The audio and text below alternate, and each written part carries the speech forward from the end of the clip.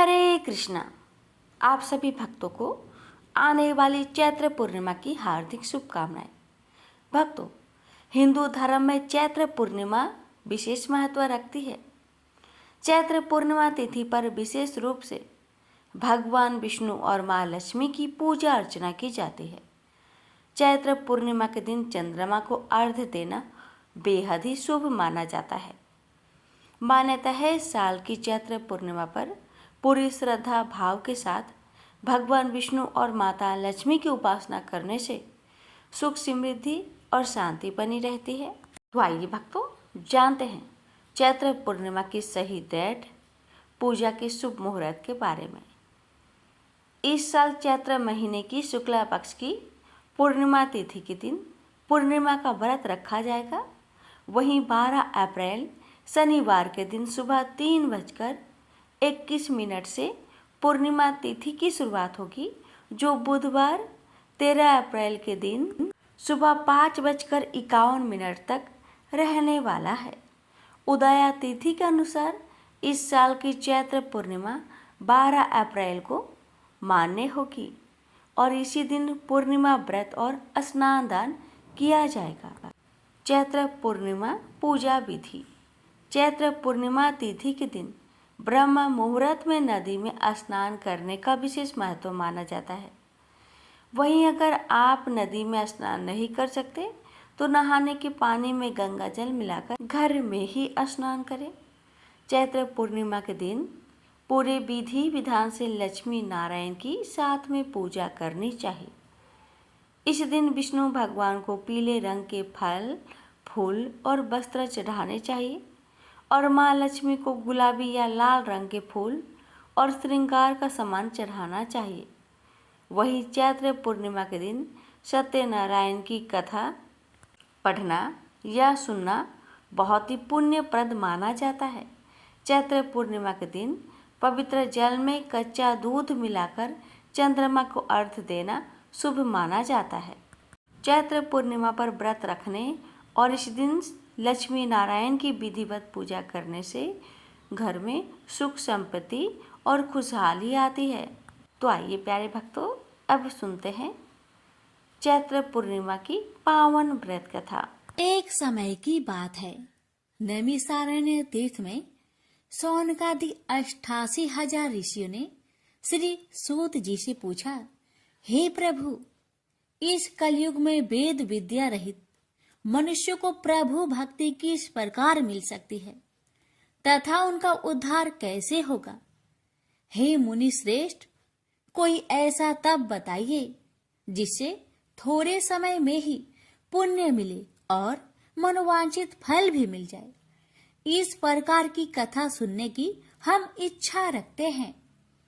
सर्व शास्त्रों के ज्ञाता सूत जी बोले, हे वैष्णवों, मैं पूज्य आप सभी ने प्राणियों के हित की बात पूछी है, इसलिए मैं एक श्रेष्ठ व्रत को आप लोगों को बतलाऊंगा, जिसे नारद जी ने लक्ष्मी नारायण जी से पूछा था और लक्ष्मीपति ने मुनि श्रेष्ठ नारद जी से कहा था। आप सब इसे ध्यान से सुनिए। एक समय की बात है, योगीराज नारद जी दूसरों के हित की इच्छा लिए अनेकों लोकों में घूमते हुए मृत्यु लोक में आ पहुंचे। यहाँ उन्होंने अनेक योनियों में जन्मे प्राय सभी मनुष्यों को अपने कर्मों द्वारा अनेकों दुख से पीड़ित देखा। उनका दुख देख नारद जी सोचने लगे कि कैसा यत्न किया जाए इसके करने से निश्चित रूप से मानव के दुखों का अंत हो जाए। इसी विचार पर मनन करते हुए वह विष्णु लोक में गए।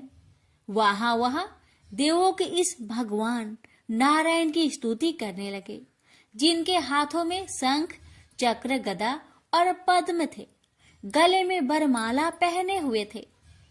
स्तुति करते हुए नारद जी बोले, हे भगवान, आप अत्यंत शक्ति से संपन्न हैं। मन तथा वाणी भी आपको नहीं पा सकती है। आपका यदि मध्य तथा अंत नहीं है, निर्गुण स्वरूप सृष्टि के कारण भक्तों के दुख को दूर करने वाले, आपको मेरा नमस्कार है। नारद जी की स्तुति सुन विष्णु भगवान बोले, हे मुनि श्रेष्ठ, आपके मन में क्या बात है? आप किस काम के लिए पधारे हैं, उसे निसंकोच कहो।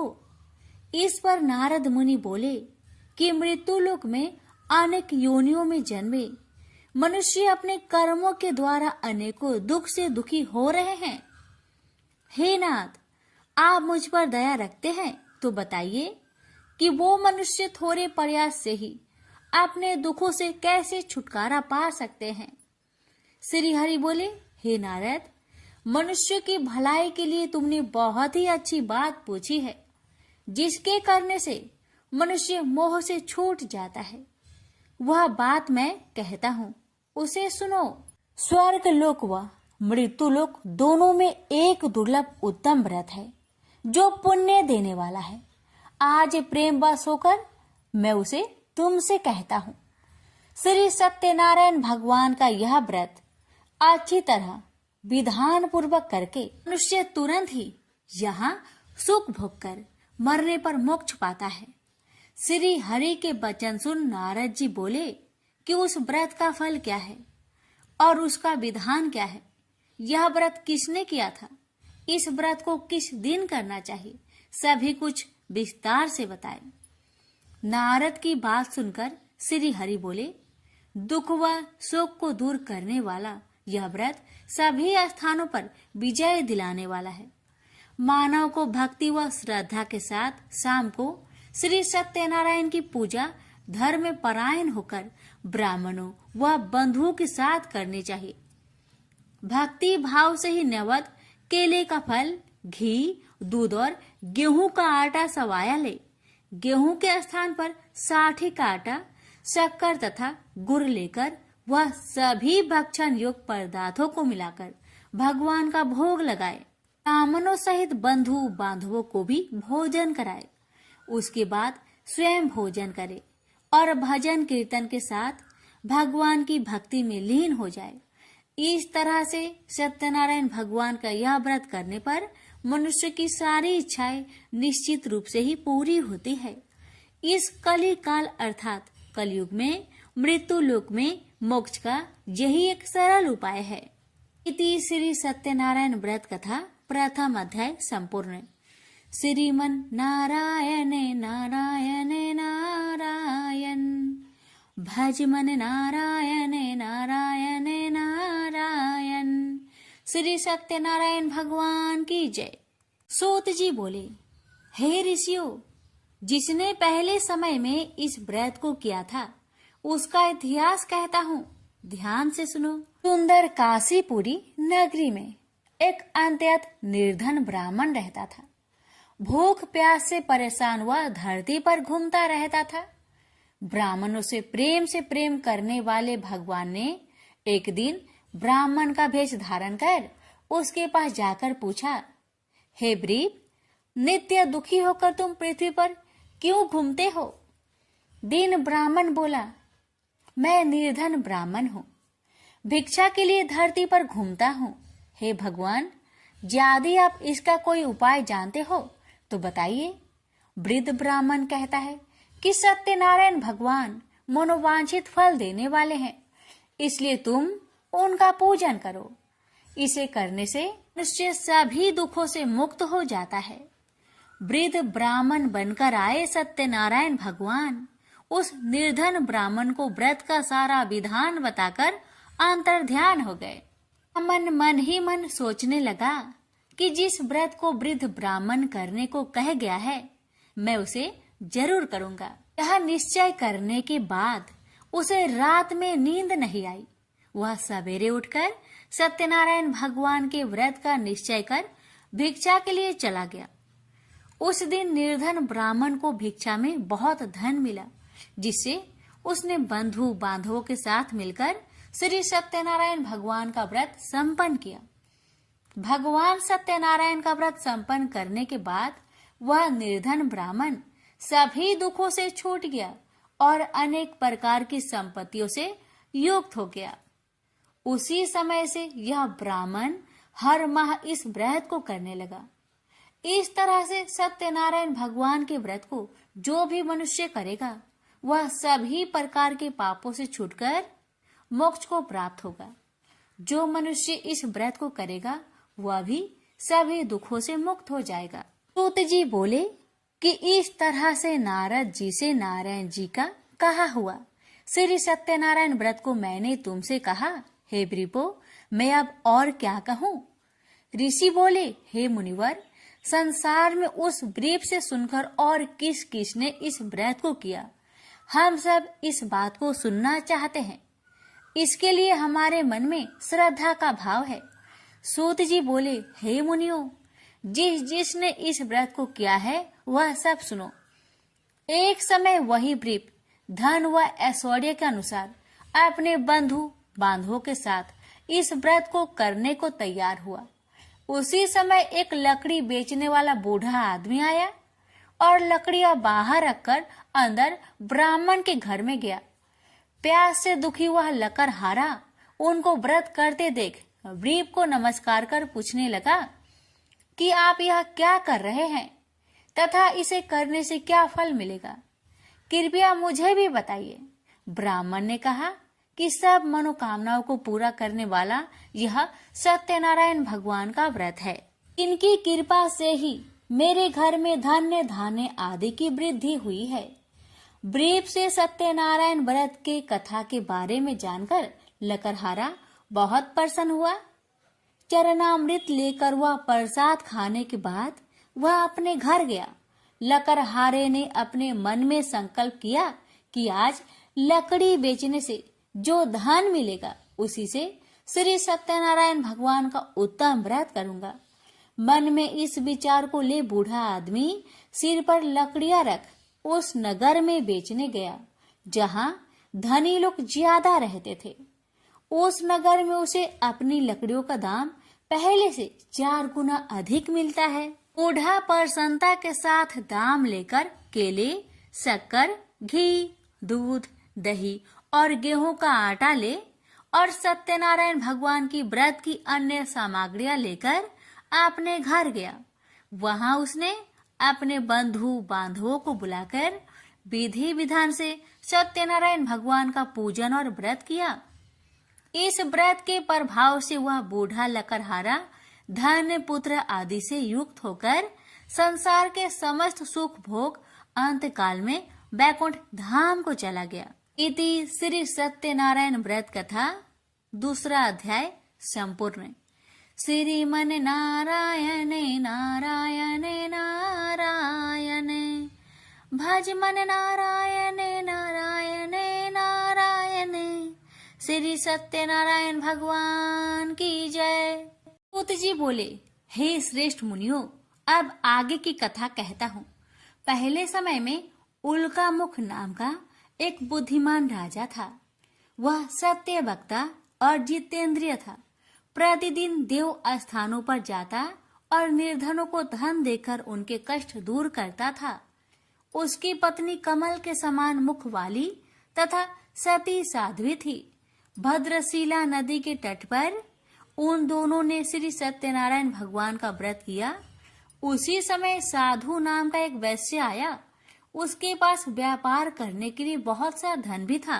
राजा को व्रत करते देखकर वह विनय के साथ पूछने लगा, हे राजन, भक्ति भाव से पूर्ण होकर आप यह क्या कर रहे हैं? मैं सुनने की इच्छा रखता हूँ, तो आप मुझे बताए। राजा बोले, हे साधु, अपने बंधु बांधवों के साथ पुत्र आदि की प्राप्ति के लिए एक महाशक्तिमान श्री सत्यनारायण भगवान का व्रत व पूजन कर रहा हूँ। राजा के वचन सुन साधु आदर से बोला, हे राजन, मुझे इस व्रत का सारा विधान कहिए। आपके कथा अनुसार मैं भी इस व्रत को करूँगा। मेरी भी संतान नहीं है और इस व्रत को करने से निश्चित रूप से मुझे संतान की प्राप्ति होगी। राजा से व्रत का सारा विधान सुनकर व्यापार से निवृत्त हो वह अपने घर गया। साधु वैश्य ने अपनी पत्नी को संतान देने वाले इस व्रत का वर्णन कह सुनाया और कहा कि जब मेरी संतान होगी तब मैं इस व्रत को करूंगा। साधु ने इस तरह के वचन अपनी पत्नी लीलावती से कहे। एक दिन लीलावती पति के साथ आनंदित हो सांसारिक धर्म में प्रवृत्त होकर सत्यनारायण भगवान की कृपा से गर्भवती हो गई। 10वें महीने में उसके गर्भ से एक सुंदर कन्या ने जन्म लिया। दिनों दिन वह ऐसे बढ़ने लगी जैसे कि शुक्ला पक्ष का चंद्रमा बढ़ता है। माता पिता ने अपनी कन्या का नाम कलावती रखा। एक दिन लीलावती ने मीठे शब्दों में अपने पति को याद दिलाया कि आपने सत्यनारायण भगवान के जिस व्रत को करने का संकल्प किया था उसे करने का समय आ गया है, आप इस व्रत को करिए। साधु बोला कि हे प्रिय, इस व्रत को मैं उसके विवाह पर करूंगा। इस प्रकार अपनी पत्नी को अवशासन देकर वह नगर को चला गया। कलावती पिता के घर में रह वृद्धि को प्राप्त हो गई। साधु ने एक बार नगर में अपनी कन्या को सखियों के साथ देखा तो तुरंत ही दूत को बुलवाया और कहा कि मेरी कन्या की योग वर देखकर आओ। साधु की बात सुनकर दूत कंचन नगर में पहुंचा और वहां देखभाल कर लड़की के सुयोग बनिक पुत्र को ले आया। सुयोग लड़के को देख साधु ने बंधु बांधवों को बुलाकर अपनी पुत्री का विवाह कर दिया। लेकिन दुर्भाग्य की बात ये कि साधु ने अभी भी श्री सत्यनारायण भगवान का व्रत नहीं किया। इस पर श्री भगवान क्रोधित हो गए और श्राप दिया कि साधु को अत्यधिक दुख मिले। अपने कार्य में कुशल साधु बनिया जमाई को लेकर समुद्र के पास स्थित होकर रत्नासारपुर नगर में गया। वहां जाकर दामाद ससुर दोनों मिलकर चंद्रकेतु राजा के नगर में व्यापार करने लगे। एक दिन भगवान सत्यनारायण की माया से एक चोर राजा का धन चुराकर भाग रहा था। उसने राजा के सिपाहियों को अपना पीछा करते देख चुराया हुआ धन वहां रख दिया जहां साधु अपने जामाई के साथ ठहरा हुआ था। राजा के सिपाहियों ने साधु वैश्या के पास राजा का धन पड़ा देखा तो वह ससुर जामाई दोनों को बांधकर प्रसन्नता से राजा के पास ले गए और कहा कि उन दोनों चोरों को हम पकड़ लाए हैं, आप आगे की कार्रवाई की आज्ञा दे। राजा की आज्ञा से उन दोनों को कठिन कारावास में डाल दिया गया और उनका सारा धन भी उनसे छीन लिया गया। श्री सत्यनारायण भगवान के शराप से साधु की पत्नी भी बहुत दुखी हुई। घर में जो धन रखा था उसे चोर चुरा ले गए। शारीरिक तथा मानसिक पीड़ा व भूख प्यास से अति दुखी हो अन्न की चिंता में कालावती के ब्राह्मण के घर गई। वहां उसने श्री सत्यनारायण भगवान का व्रत होते देखा। फिर कथा भी सुनी। वह प्रसाद ग्रहण कर वह रात को घर वापस आई। माता ने कलावती से पूछा कि हे पुत्री, अब तक तुम कहाँ थी, तेरे मन में क्या है? कलावती ने अपने माता से कहा, हे माता, मैंने एक ब्राह्मण के घर में श्री सत्यनारायण भगवान का व्रत देखा है। कन्या के वचन सुन लीलावती भगवान की पूजन की तैयारी करने लगी। लीलावती ने परिवार व बंधुओं सहित सत्यनारायण भगवान का पूजन किया और उनसे वर मांगा कि मेरे पति तथा जमाई शीघ्र घर आ जाए। साथ ही यह भी प्रार्थना की कि हम सबका अपराध क्षमा करे। श्री सत्यनारायण भगवान इस व्रत से संतुष्ट हो गए और राजा चंद्रकेतु को सपने में दर्शन दे कहा कि हे राजन, तुम उन दोनों वेश्या को छोड़ दो और तुमने उनका जो धन लिया है उसे वापस कर दो।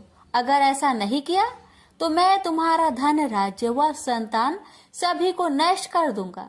राजा को यह सब कहकर वह अंतर्ध्यान हो गए। अतः काल सभा में राजा ने अपना सपना सुनाया। फिर बोले कि बानिक पुत्र को कैद से मुक्त कर सभा में लाओ। दोनों ने आते ही राजा को प्रणाम किया। राजा मीठी बानी से बोला, हे महानुभावों, भाग्यवश ऐसा कठिन दुख तुम्हें प्राप्त हुआ है, लेकिन अब तुम्हें कोई भय नहीं है। ऐसा कह राजा ने उन दोनों को नए वस्त्र भूषण भी पहनाए और जितना धन उनका लिया था उससे 2 गुना धन वापस कर दिया। दोनों वेश्या अपने घर को चल दिए। श्री सत्यनारायण व्रत कथा का 3रा अध्याय संपूर्ण।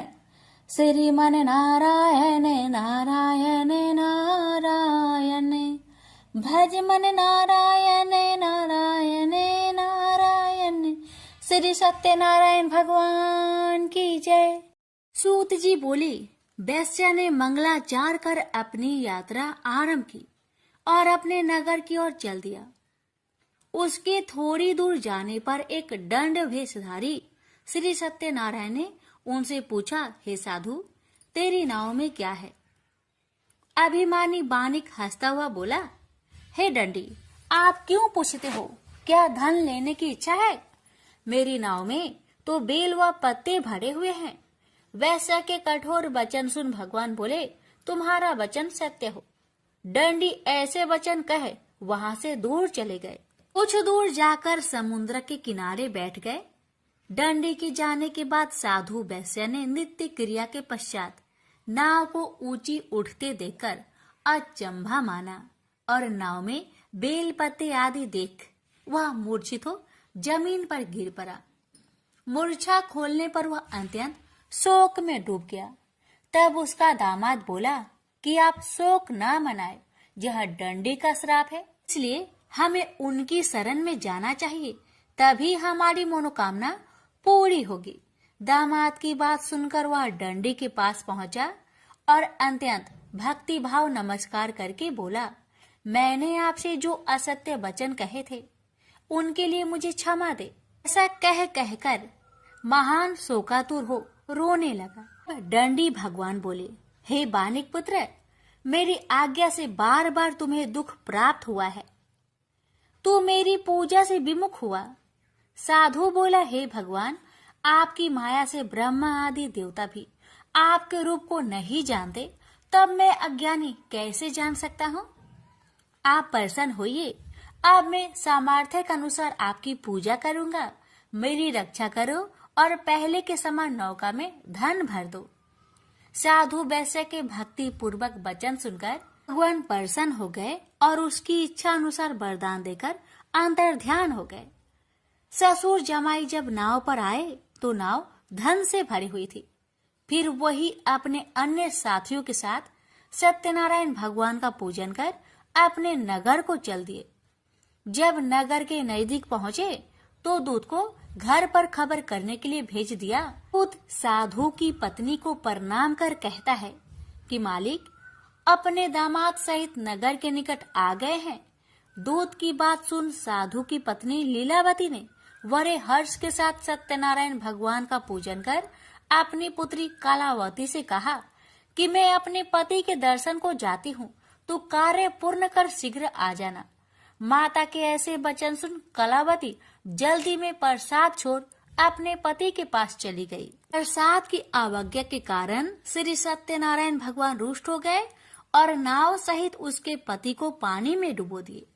कलावती अपने पति को वहां ना पाकर रोती हुई जमीन पर गिर गई। नौका को डूबा हुआ देख वह कन्या को रोता देख साधु दुखी होकर बोला कि हे प्रभु, मुझसे तथा मेरे परिवार से जो भूल हुई है उसे क्षमा करे। साधु के दीन वचन सुनकर श्री सत्यनारायण भगवान प्रसन्न हो गए और आकाशवाणी हुई, हे साधु, तेरी कन्या मेरे प्रसाद को छोड़कर आई है, इसलिए उसका पति अदृश्य हो गया है। यदि वह घर जाकर प्रसाद खाकर लौटती है तो इसे उसका पति अवश्य मिलेगा। ऐसी आकाशवाणी सुन कलावती घर पहुंचकर प्रसाद खाती है और फिर आकर अपने पति के दर्शन करती है। उसके बाद साधु अपने बंधु बांधवों सहित श्री सत्यनारायण भगवान का विधि विधान से पूजन करता है। इस लोक का सुख भोग वह अंत में स्वर्ग जाता है। इति श्री सत्यनारायण व्रत कथा 4th अध्याय संपूर्ण। श्रीमन नारायण नारायण नारायण, भज मन नारायण नारायण नारायण। श्री सत्यनारायण भगवान की जय। श्री सूत जी बोले, हे ऋषियों, मैं और भी एक कथा सुनाता हूँ, उसे भी ध्यान पूर्वक सुनो। प्रजा पालन में लीन तुंगध्वज नाम का एक राजा था। उसने भी भगवान का प्रसाद त्याग कर बहुत ही दुख प्राप्त किया। एक बार वन में जाकर वन्य पशुओं को मारकर वह बर के पेड़ के नीचे आया। वहां उसने ग्वालों को भक्ति भाव से अपने बंधुओं सहित सत्यनारायण भगवान का पूजन करते देखा। अभिमान बस राजा ने उन्हें देखकर भी पूजा स्थान में नहीं गया, ना ही उसने भगवान को नमस्कार किया। ग्वालों ने राजा को प्रसाद दिया, लेकिन उसने वह प्रसाद नहीं खाया और प्रसाद को वहीं छोड़कर वह अपने नगर को चला गया। जब वह नगर में पहुंचा तो वहां सब कुछ तहस नहस हुआ पाया, तो वह शीघ्र ही समझ गया कि यह सब भगवान ने ही किया है। वह दोबारा ग्वालों के पास पहुंचा और विधि पूर्वक पूजा कर प्रसाद खाया, तो श्री सत्यनारायण भगवान की कृपा से सब कुछ पहले जैसा हो गया। दीर्घ काल तक सुख भोगने के बाद मरोना उपरांत उसे स्वर्ग लोक की प्राप्ति हुई। तो मनुष्य परम दुर्लभ इस व्रत को करेगा तो भगवान सत्यनारायण की अनुकंपा से उसे धन्य धान्य की प्राप्ति होगी। निर्धन धनी हो जाता है और भय मुक्त हो जीवन जीता है। संतानहीन मनुष्य को संतान सुख मिलता है और सारे मनोरथ पूर्ण होने पर मानव अंत काल में वैकुंठ धाम को जाता है। सूत जी बोले, जिन्होंने पहले इस व्रत को किया है, अब उनके दूसरे जन्म की कथा कहता हूँ। वृद्ध संतानंद ब्राह्मण ने सुदामा का जन्म लेकर मोक्ष की प्राप्ति की। लकरहारे ने अगले जन्म में निषाद बनकर मोक्ष प्राप्त किया। उल्का मुख नाम का राजा दशरथ होकर बैकुंठ को गए। साधु नाम के वैश्य ने मोर ध्वज बनकर अपने पुत्र को आरे से चीरकर मोक्ष पाया। महाराज तुंग ध्वज ने स्वयंभू होकर भगवान में भक्ति युक्त हो कर्म कर मोक्ष पाया। श्री सत्यनारायण व्रत कथा का 5वां अध्याय संपूर्ण हुआ। श्रीमन नारायण नारायण नारायण भज मन नारायण नारायण नारायण। श्री सत्यनारायण भगवान की जय। एक समय भारद्वाज का पुत्र सुकेश, शिव का पुत्र सत्यकाम, गर्ग गोत्री, शौर्यानी सूर्य का पोता, अश्वलायन का पुत्र कौशल्य, भृगु का पुत्र विदर्भ देशवासी, केतु का पोता कुबंधी, ये ईश्वर परायण ब्रह्म विश्वासी भक्तजन पर ब्रह्मा को जानने के हेतु हाथों में समिधाए लिए ऋषि पिपलाद के समीप गए। यह सोचकर कि निश्चय यह मुनि वह सब बता देंगे जो हम जानना चाहते हैं। ये लोग जब वहां पहुंचे तो ऋषि पिपलाद इनसे बोले, आप लोग जो श्रद्धा सहित मेरे पास जानने के निमित्त आए हैं कि संसार में सबसे बड़ा देव कौन है, सो मैं आपको विस्तार पूर्वक कहकर बतलाता हूँ। इतना कहकर ऋषि पिपलाद उन ऋषियों से बोले, एक कल्प का वृत्तांत है कि एक नगर में चारों वर्ण ब्राह्मण, क्षत्रिय, वैश्य और शूद्र रहते थे। उसी नगर में एक मल्लाह भी वास करता था, किंतु मल्लाह अपनी करनी की बदौलत दारुण दुख भोग रहा था। कहा है कि आगे किए सो अब भुगतावे, अब ही करे सो आगे पावे। जाको प्रभु दारुण दुख दिन्हा, ताकि मति पहले हरि लिन्हा। ईश्वर सतः सदा निर्दोष रहते हैं। जो जैसा कर्तव्य करता है उसको वैसा फल देते हैं।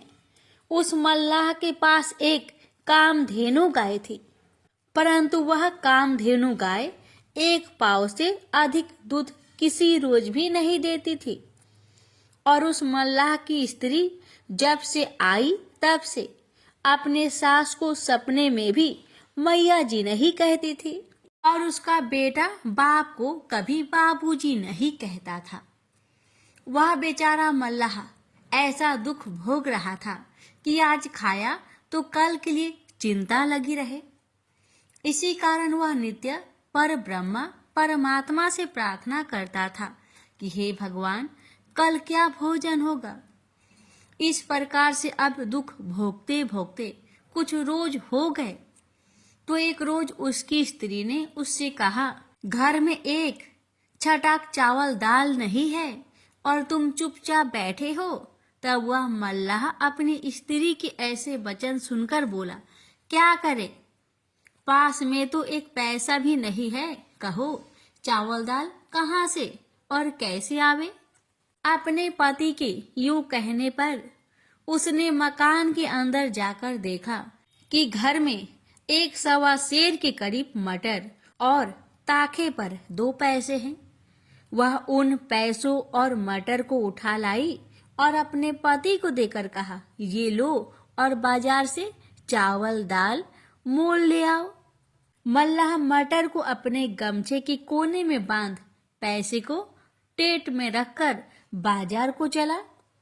तब उसका दुख दूर करने के निमित्त पर ब्रह्मा परमात्मा ने एक डंडी को भेजा। वह डंडी मुझ का डारा पहने, लंगोटा चढ़ाए, अंग में भस्म रमाए, ऊपर से पीतांबर ओढ़े, कर में कमंडलू लिए, दिव्य मूर्ति को धारण की, उस मल्लाह के नगर के निकट आकर एक पीपल के वृक्ष पर चढ़कर बैठे रहे। तब तक मल्लाह भी वहां आ पहुंचा। मल्लाह को आता देखकर वृक्ष के ऊपर से डंडी बोले, ए मल्लाह, तुम किधर जाते हो।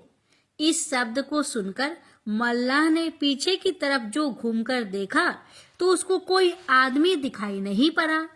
तब वह फिर आगे को बढ़ा। बढ़ते ही फिर वही आवाज सुनाई दी कि ए मल्लाह, तुम किधर जाते हो। दोबारा आवाज सुनकर फिर मल्लाह ने घूमकर देखा और जब फिर उसको कोई आदमी दिखाई नहीं पड़ा तब वह आश्चर्यचकित हो स्वयं कहने लगा, कहीं कोई दिखाई तो पड़ता नहीं, फिर कौन मुझे पुकार रहा है। यह सोच ही रहा था कि उसकी निगाह एक पीपल के ऊपर पड़ी तो क्या देखा कि एक बड़ा तेजोबान डंडी, जटा मुकुट धारण किए, पीतांबर ओढ़े, कर में कमांडलू लिए, एक पीपल की मोटी डाल पर बैठे हैं।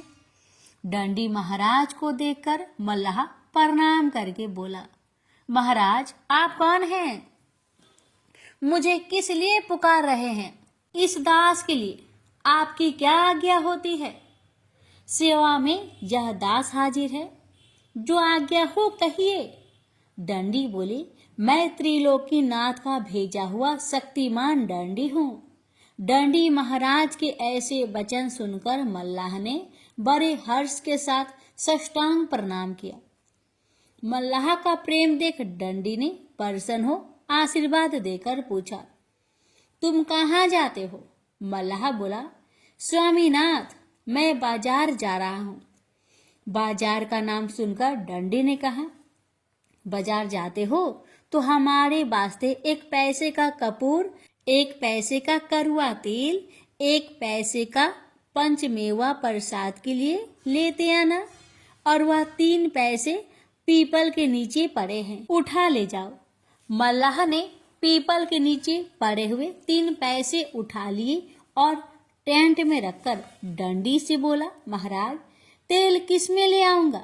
डंडी ने कहा, अपने गमछा में बांध कर ले आना। गमछे का नाम सुनकर मल्लाह संकोच कर बोला, गमछा में तेल किस प्रकार आएगा? तब डंडी ने हंसकर कहा, तुम त्रिलोकी नाथ का नाम लेकर गमछे में बांध लेना, इनकी महिमा से चले आएगा। डंडी की वचन मानकर मल्लाह वहां से चला और बाजार में आ पहुंचा तो अपने मन में विचार कर पहले डंडी महाराज के सामान को खरीदने लगा। बनिया की दुकान पर जाकर मल्लाह ने कहा, भाई 1 पैसे का कपूर दो। बनिया ने 1 पैसे का कपूर दे दिया। कपूर को लेकर मल्लाह ने अपने टेंट से पैसे निकालकर बनियों को दिया और तेली की दुकान पर जाकर तेली से कहा, 1 पैसे का कड़वा तेल दो। वह तेली बोला, तेल किस में लोगे? जाकर एक पात्र तो मोल लाओ, तब तेल ले जाना। मल्लाह ने कहा, हमारे पास 3 पैसे से अधिक पैसे नहीं है और मुझे 1-1 पैसे का 3 सौदा खरीदना है। पात्र कहाँ से लाऊं? तुम मेरे गमछे में दे दो। तब तेली ने हंसकर कहा, यह कैसा बेवकूफ है, कहीं तेल घी गमछा में जाता है। मल्लाह ने कहा, तुम तेल दो, मेरे त्रिलोकीनाथ की महिमा होगी तो तेल गमछा में ही चला जाएगा। यह सुनकर तेली अपने मन में कहने लगा कि देखे तो इसकी त्रिलोकीनाथ जी की कैसी महिमा है और गमछा में तेल लेकर कैसे जाता है। इतना कहकर तेली ने पैसे का तेल नाप कर दे दिया। मल्लाह ने जब गमछे में तेल ले लिया तो जैसे पुराइन के पत्र पर जल ठहर जाता है, उसी तरह गमछे में तेल त्रिलोकीनाथ की महिमा से ठहर गया। तब तेली देखकर आश्चर्यचकित हो गया। तब मल्लाह पैसे देकर पंचमेवे की दुकान पर जा पहुंचा और तेली वहां सोच संकोच में पड़ा ही रहा। इधर मल्लाह ने पंचमेवे की दुकान पर जाकर कहा, भाई एक पैसे का पंचमेवा दे दो। मेवा वाले ने एक पैसे का पंचमेवा दे दिया। मेवा को लेकर कपड़े में बांध टेट से एक पैसा निकालकर मेवे वाले को मल्लाह ने दिया। तो देखता है कि 3 पैसे मेरे पास मौजूद ही है। तब तो मल्लाह बड़ा आश्चर्यचकित हुआ। फिर अपने मन में कहने लगा कि यह सब वही डंडी महाराज की माया है। अब जान पड़ता है कि ये 3 पैसे कभी कम होने वाले नहीं हैं। ऐसे अपने मन में विचार कर मल्लाह ने बड़े आनंद से एक एक पैसे करके अपनी इच्छा अनुसार फल फूल गंध धूप इत्यादि वस्तुएं भी खरीद कर बड़ी सी पोटली बांध ली। इसके बाद अपना चावल दाल वगैरह सब सौदा खरीद कर बाजार से चल पड़ा। फिर भी मल्लाह के पास 3 पैसे मौजूद थे। बाजार से सौदा लेकर मल्लाह उसी पीपल के पास आ पहुंचा जहां की वह डंडी बैठे थे। सौदा लेकर आने पर डंडी ने मल्लाह से कहा, हमारे वास्ते तुम जो जो वस्तुएं लाए हो वह सब अलग अलग करके यहाँ रख दो और अपने वास्ते जो लाए हो वह अपने घर ले जाओ। मल्लाह डंडी की आज्ञा सुनकर सब सौदा खोलकर अलग अलग रखकर बोला, महाराज तेल कहाँ रखे? डंडी ने कहा, देखो वह पीपल में खोखला है, उसी खोखले को साफ करके तेल उसमें रख दो। मल्लाह खोखले को साफ कर उसमें तेल रखकर बोला, महाराज आपके 3 पैसे तो हमारे पास ज्यों के त्यों मौजूद ही है। यह सुनकर डंडी ने हंसकर कहा, तुम जहाँ से पैसे उठाकर ले गए हो वहीं उन पैसे को रख दो।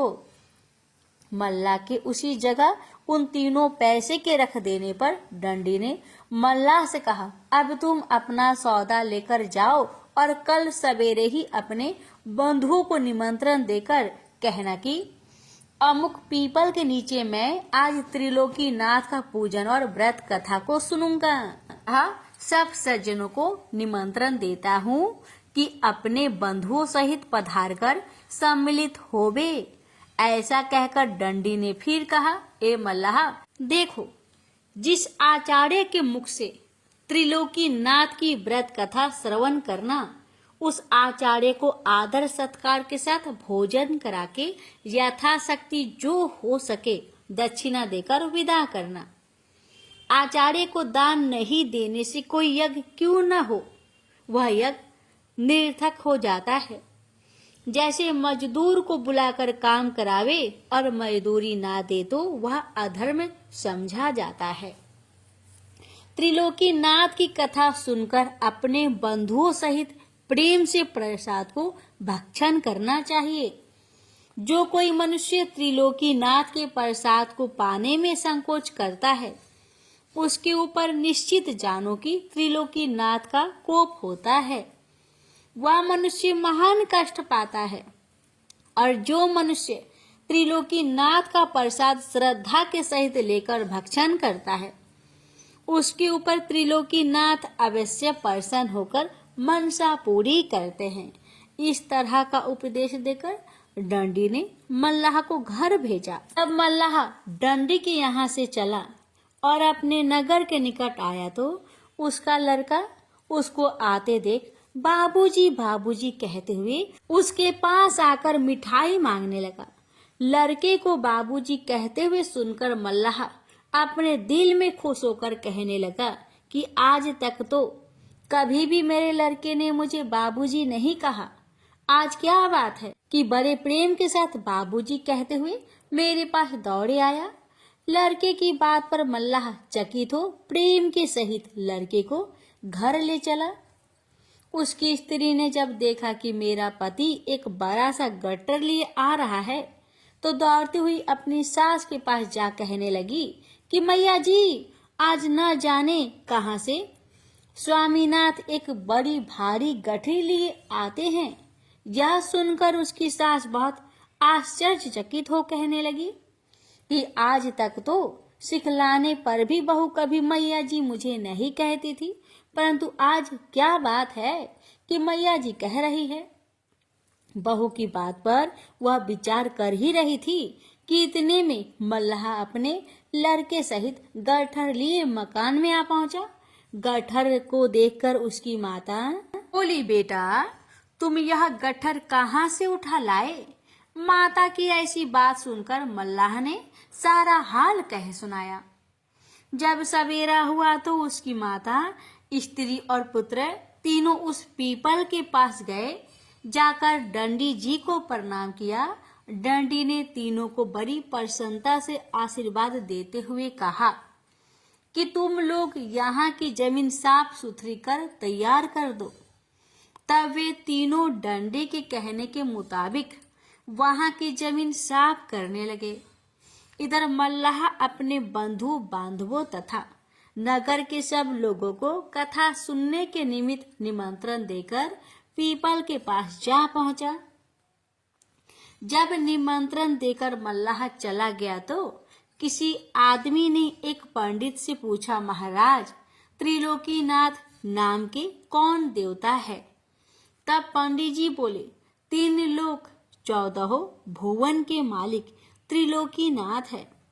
यह सुनकर सभी लोग श्रद्धा सहित त्रिलोकीनाथ की कथा सुनने के निमित्त उस पीपल के पास पहुँचे और डंडी ने मल्लाह से कहा, तुम जल्दी से स्नान करके प्रसाद को स्वच्छ करो। डंडी की कथा अनुसार मल्लाह स्नान वगैरह सब विधि से पवित्र होकर प्रसाद को विधि पूर्वक स्वच्छ किया। तब फिर डंडी ने कहा कि चौका चंदन करके प्रसाद को 3 भागों में पृथक पृथक रखो और लोटे में जल भरकर उसमें 1 पैसा और 1 सुपारी डालो। उसके ऊपर आम का पल्लव देकर 3 बत्ती का दीपक कड़वे तेल का जला दो और कपूर की आरती कर आसन लगाकर बैठो और प्रेम के सहित श्री त्रिलोकीनाथ का सदुपदेश सुनो। दंडी महाराज की बात सुनकर मल्लाह बोला, स्वामीनाथ हमारे पास सुपारी, पैसा, तेल और कपूर कुछ भी नहीं है। यह सब विधि कैसे करे? आपकी आज्ञा हो तो बाजार से जाकर मोल लाए। तब डंडी ने कहा, कल जो हमारे निमित्त सब सामान बाजार से मोल लाए हो वह सब सामान वहीं रखा है, उसको लेकर विधि करो। और जो तुम्हारे पास सुपारी नहीं है तो 3 पैसे बाजार से लौटाकर लाए हो, वे पैसे भी पड़े हैं। उनमें से पैसे लेकर 1 पैसा सुपारी के बदले और 1 पैसा कलश में पड़ना चाहिए, अतः 2 पैसे कलश में छोड़ दो।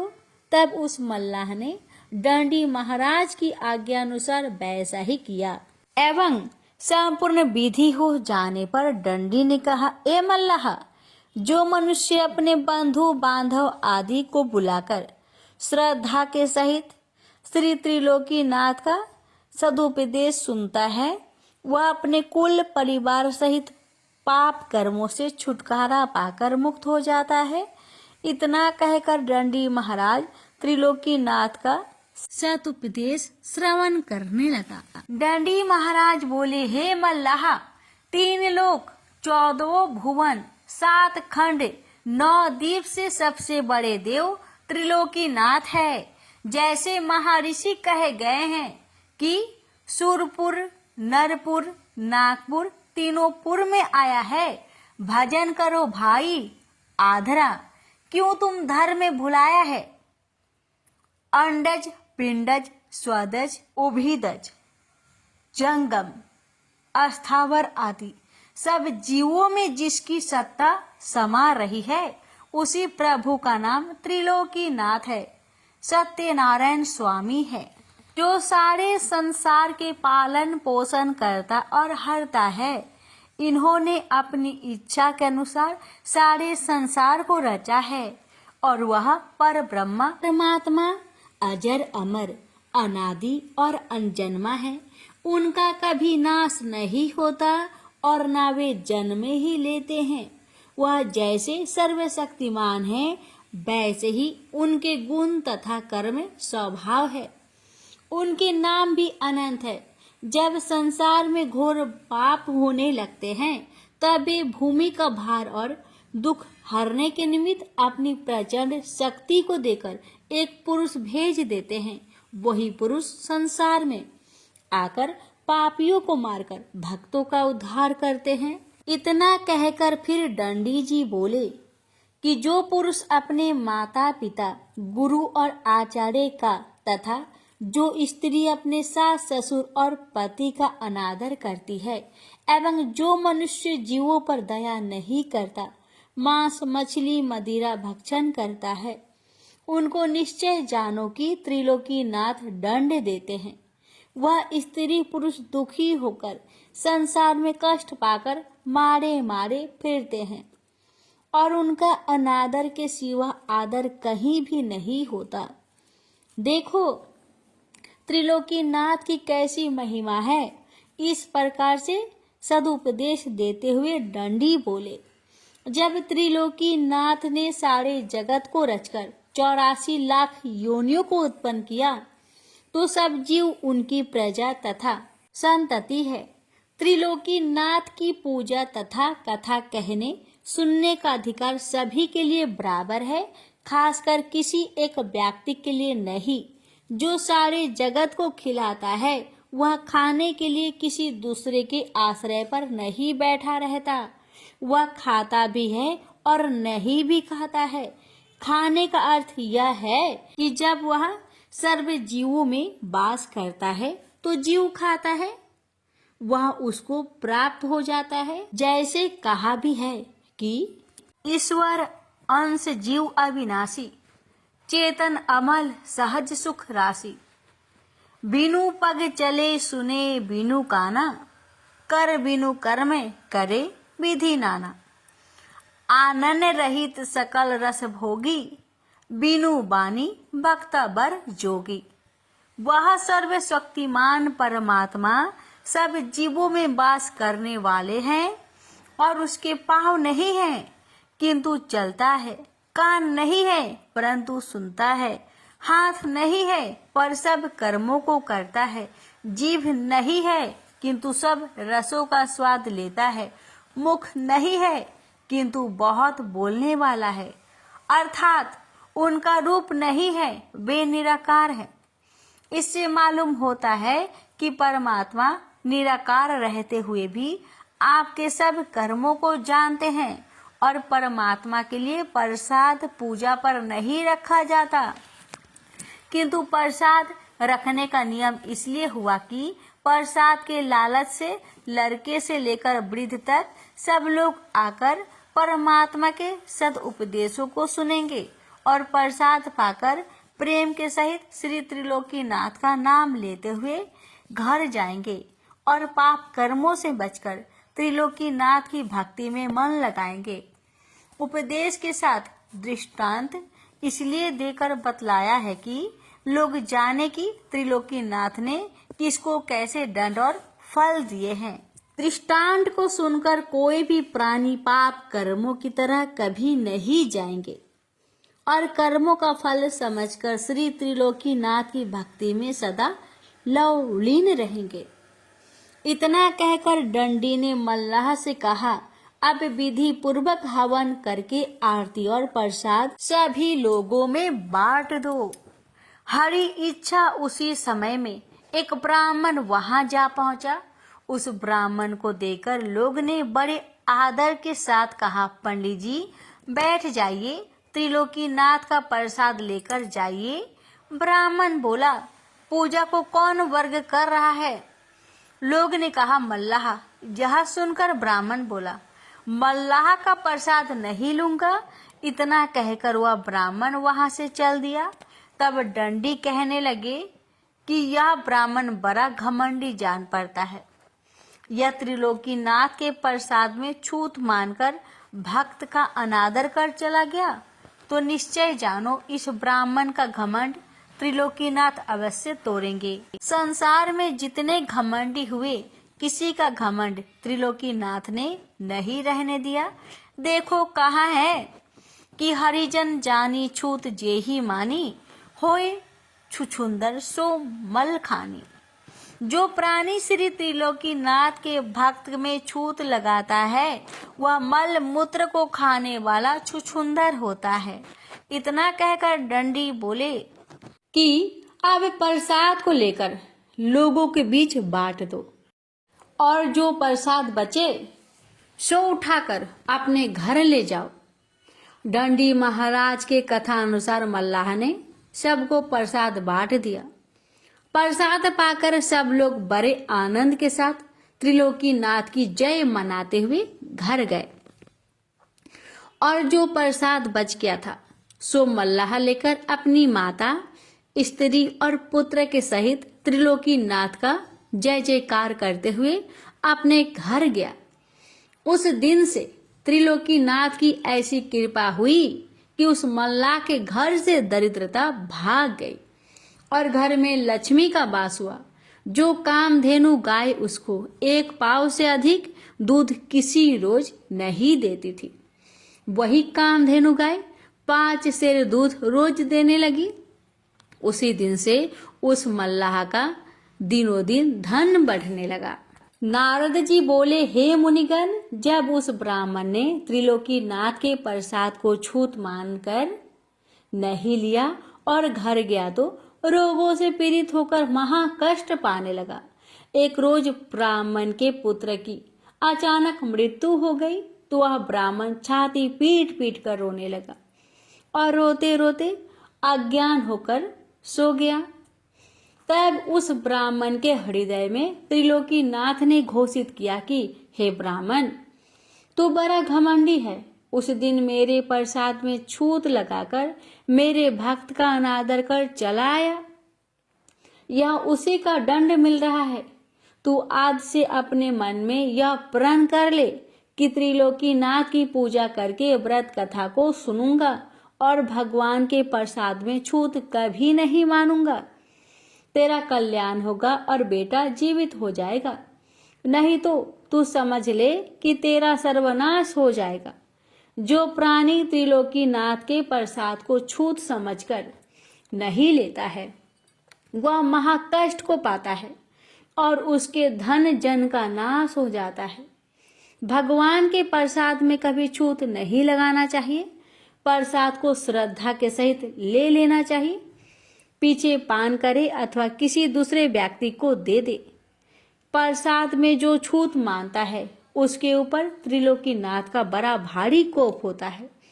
जब इस तरह की घोषणा उस ब्राह्मण के हृदय में हुई तो वह ब्राह्मण चौंक कर उठ बैठा और उस मल्लाह का प्रसाद न लेने की उसे याद हुई तो वह अपने मन में कहने लगा कि मैंने उस दिन मल्लाह समझकर त्रिलोकीनाथ का प्रसाद नहीं लिया था, उसका दंड मुझको अब मिल रहा है।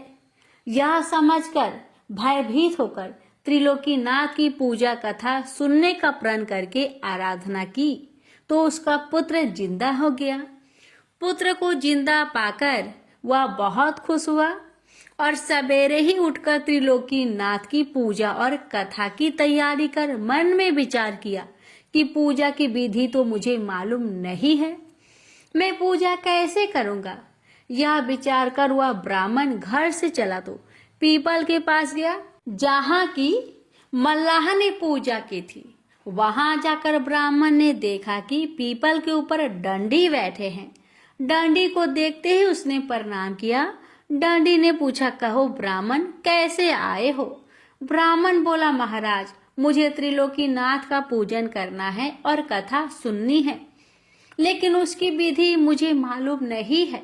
आप कृपा कर मुझे बता दीजिए। डंडी बोली, उसी मल्लाह के पास तुम जाओ, वह सब विधि तुमको बता देगा।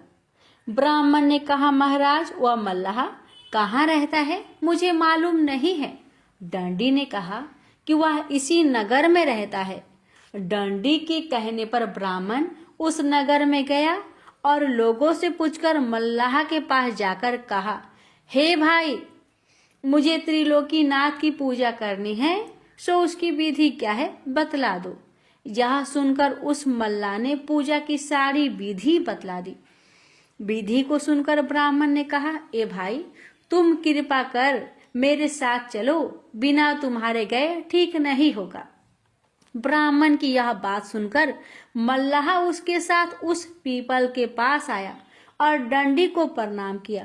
तब डंडी ने पूछा, कहो मल्लाह, किस लिए आए हो? मल्लाह ने कहा, महाराज, इनको त्रिलोकीनाथ की पूजा करनी है, सो पूजा की विधि बतलाने के वास्ते मुझे बुला लाए हैं। डंडी ने कहा, अच्छा, जाओ और सब विधि करा दो।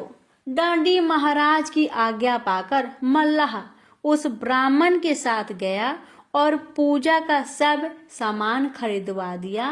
तब ब्राह्मण ने त्रिलोकीनाथ के कोप का सारा हाल अपने भाई बंधुओं को कहा और सबको निमंत्रण देकर बुलाया। त्रिलोकीनाथ की कथा सुनने के लिए सब लोग श्रद्धा सहित अपने बंधुओं को साथ आए।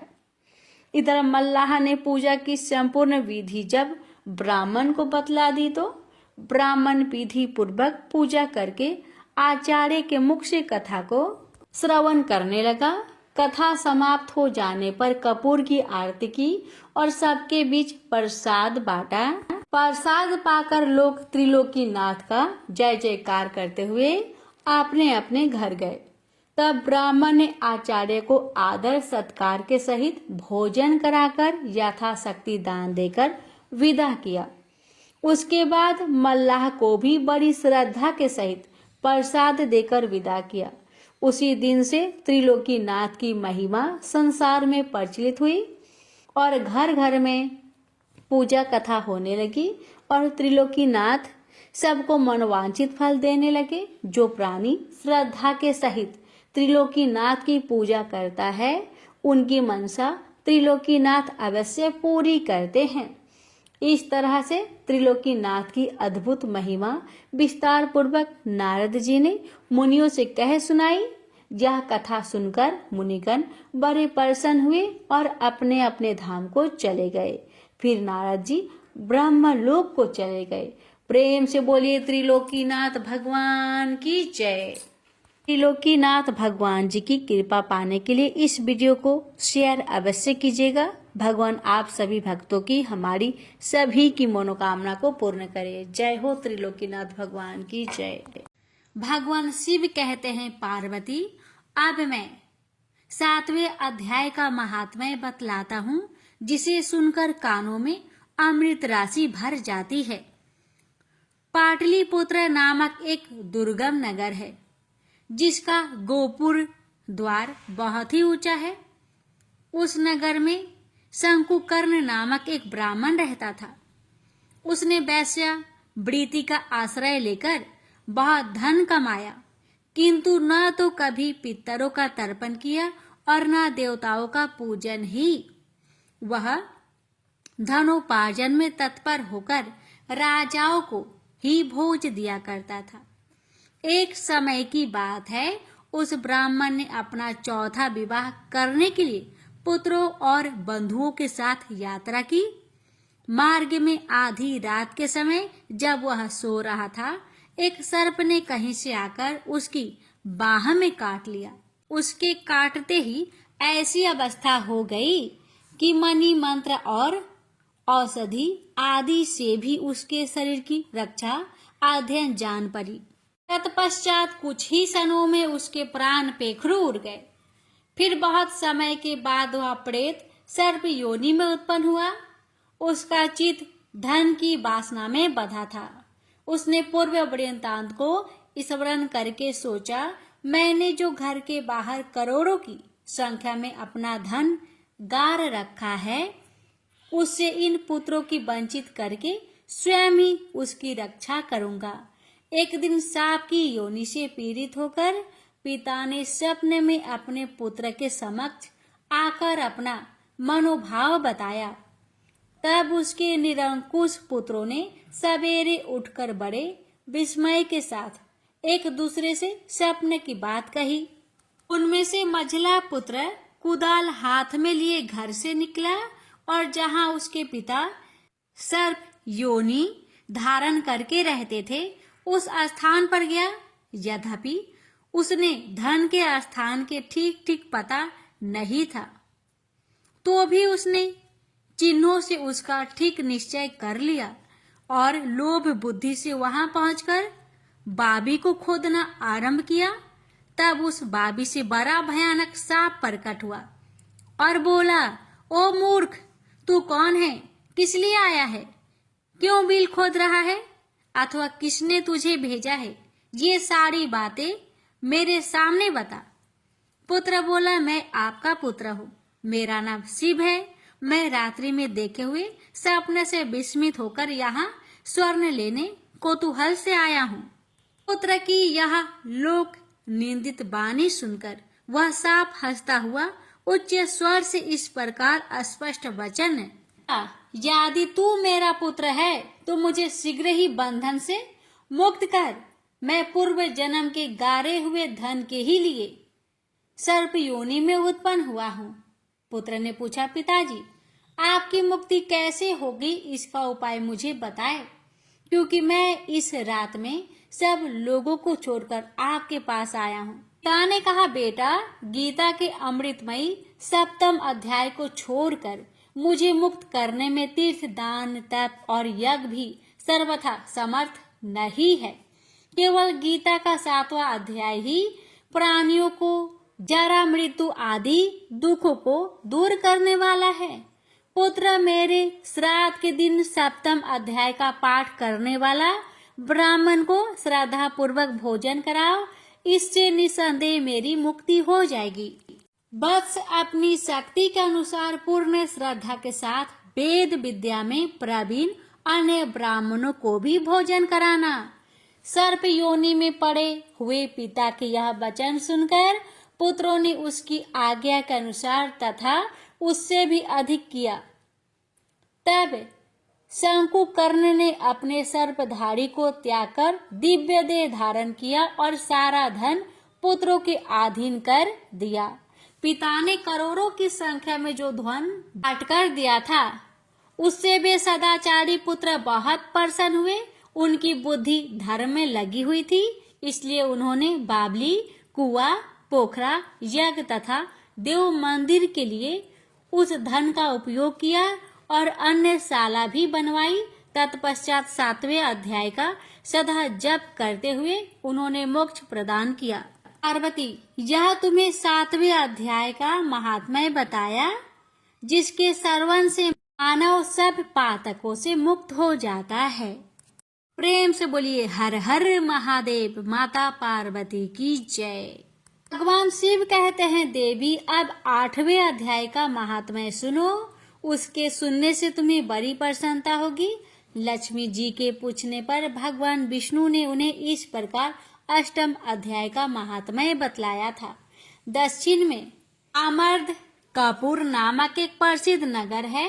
वहां भाव शर्मा नामक एक ब्राह्मण रहता था, जिसने वैश्या को पत्नी बनाकर रखा था। वह मांस खाता, मदिरा पीता, साधुओं का धन चुराता, पराया स्त्री से व्यभिचार करता और शिकार खेलने में दिलचस्पी रखता था। वह बड़े भयानक स्वभाव का था और मन में बड़े बड़े हौसले रखा था। एक दिन मदिरा पीने वाला सामान जुटा था। उसमें भाव शर्मा भर पेट ताड़ी पी खूब गले तक उसे चढ़ाया। अतः अजी नर अत्यंत पीड़ित होकर उस पापात्मा कालवश मर गया और बहुत बड़ा तार का वृक्ष हुआ। उसकी घनी और ठंडी छाया का आश्रय लेकर ब्रह्म राक्षस भाव को प्राप्त हुआ। कोई पति पत्नी वहां रहा करते थे। उनके पूर्व जन्म की घटना इस प्रकार है।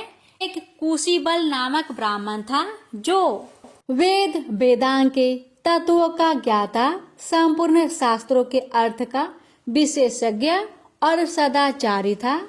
उसकी स्त्री का नाम कुमती था। वह बड़े खोटे विचार की थी।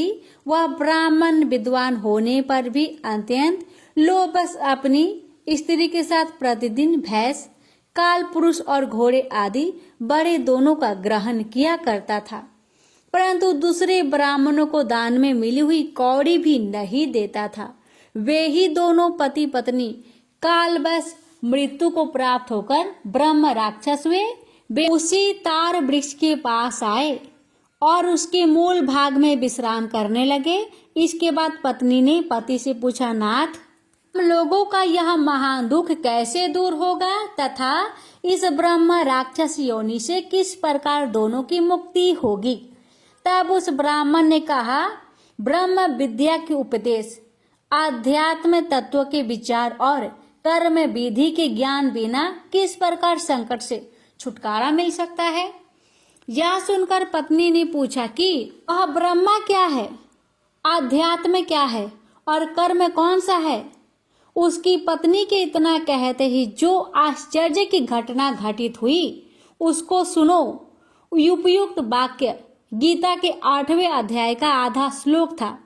उसके श्रवण से वह वृक्ष उस समय तार के त्याग को त्याग कर भाव शर्मा नामक ब्राह्मण हो गया। तत्काल ज्ञान होने से विशुद्ध चित होकर वह पाप के चोल से मुक्त हो गया तथा उस आधे श्लोक के ही महात्म्य में पति पत्नी भी मुक्त हो गए। उनके मुख से द्वैवाद की 8वें अध्याय का आधा श्लोक निकल पड़ा था। तदंतर आकाश से एक दिव्य विमान आया और वे दोनों पति पत्नी उस विमान पर आरूढ़ होकर स्वर्ग को चले गए। वहां का यह सारा वृत्तांत अत्यंत आश्चर्यजनक था। उसके बाद उस बुद्धिमान ब्राह्मण भाव शर्मा ने आदर पूर्वक उस आधे श्लोक को लिखा और देव नादन की आराधना करने की इच्छा से वह मुक्तिदायिनी काशीपुर में चला गया। वहां उस उदार बुद्धि वाले ब्राह्मण ने भारी तपस्या आरंभ की। उसी समय क्षीर सागर की कन्या भगवती लक्ष्मी ने हाथ जोड़कर देवताओं के भी देवता जगतपति जनार्दन से पूछा, नाथ, आप सहसा नींद त्याग कर खड़े हो गए। भागीरथी के तट पर बुद्धिमान ब्राह्मण भाव शर्मा मेरे भक्ति रस परिपूर्ण होकर अत्यंत कठोर तपस्या कर रहा है। वह अपनी इंद्रियों को बस में करके गीता के 8वें अध्याय के आधे श्लोक का जप करता है। मैं उसकी तपस्या से बहुत संतुष्ट हूँ। बहुत देर से उसकी तपस्या अनुरूप फल का विचार कर रहा था। प्रिय, इस समय वह फल देने को मैं उत्कंठित हूँ। पार्वती जी ने पूछा, भगवान श्री हरि सदा प्रसन्न होने पर भी जिसके लिए चिंतित हो उठे, वे उस भागवत भाव शर्मा कौन सा फल प्राप्त किया? महादेव जी बोले, देवी द्विज श्रेष्ठ, भाव शर्मा प्रसन्न हुए। भगवान विष्णु के प्रसाद को पाकर अत्यधिक सुख मोक्ष को प्राप्त हुआ तथा उसके अन्य वंशक भी जो नरक यातनाओं में पड़े थे उसी के शुभ कर्मों से भागवत धाम को प्राप्त हुआ। पार्वती, यह 8वें अध्याय का महात्म्य थोड़े में ही तुम्हें बताया है। इस पर सदा विचार करते रहना चाहिए। प्रेम से बोलिए हर हर महादेव। माता पार्वती की जय। श्री हरि लक्ष्मी नारायण जी की जय।